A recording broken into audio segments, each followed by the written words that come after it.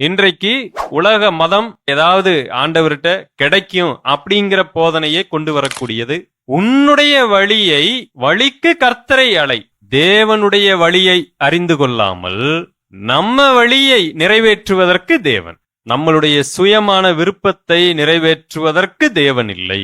சுய விருப்பத்தை நிறைவேற்றுவதற்காக இன்றைக்கு ஜனங்கள் என்னென்ன காரியங்களை செயல்படுத்துகிறார்கள் தெரியுங்களா? நம்பர் 1 பாத்தீங்கன்னா நேர்ந்து கொள்ளுதல், பொருத்தனை. இது ஒரு பண்டமாற்று முறை மாதிரி. நான் இதை செய்து விட்டால் நீங்கள் இதை செய்துவிட வேண்டும். வேளாங்கண்ணி போன்ற கோவில்களுக்கு சென்றால் போதும், அங்க பாத்தீங்கன்னா சின்ன சின்ன ஊக்கெல்லாம் செஞ்சு வச்சிருப்பாங்க. இது என்ன அப்படின்னு கேட்டா, தங்கள் வாழ்க்கையில ஏதாவது ஒன்று வேண்டிக் கொள்ளுகிறார்கள், அது நிறைவேறிவிட்டால் அதன்படி நான் செய்கிறேன் அப்படின்னு ஒன்றை செய்வார்கள். இதே மாதிரி ஒன்றை உலகத்தில் இருக்கிற எல்லா மதங்களிலும் நாம் பார்க்க முடியும். தேவனை நம்மளுடைய வழிக்கு துணையாக அழைத்து கொள்ளுவது ஆன்மீகம் அல்ல, கிறிஸ்டியானிட்டி அல்ல. நம்ம ஒரு வழியில போகும் பொழுது, ஆண்டவரே நான் என் வேலையா போறேன், எனக்கு உதவி செய்யுங்க, அப்படி அல்ல.